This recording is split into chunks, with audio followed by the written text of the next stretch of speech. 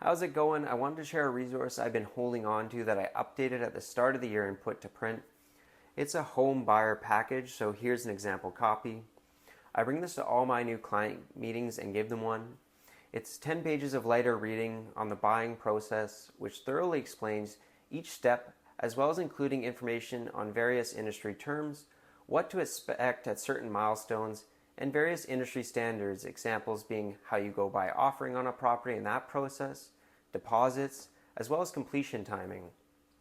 And then I also spent a lot of time putting together about 7 pages of resources, including helpful various links, programs available for buyers like the FHSA account, home buyer plan, and PTT exemption, as well as my favorite, which I love to see when I went to buy, which I have a real example of a statement of adjustments, which is the closing document prepared by the notary or lawyer. This document tells the buyer what amount of cash is due on closing.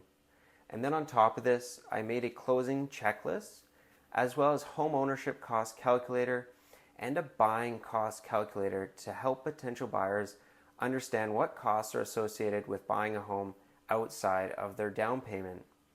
Like I said, I bring a copy of this to all my new client meetings, show them some of the highlights of the package, but also go through an estimate on the costs and key considerations when buying a home based on their situation.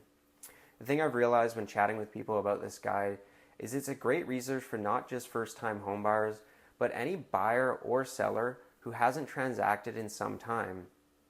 It's hard to remember all the nuance of the buying process and how it shakes out from start to finish. So if you want a copy of this guide or want to sit down over a coffee to understand the cost, process, or just have simple questions, don't hesitate to reach out.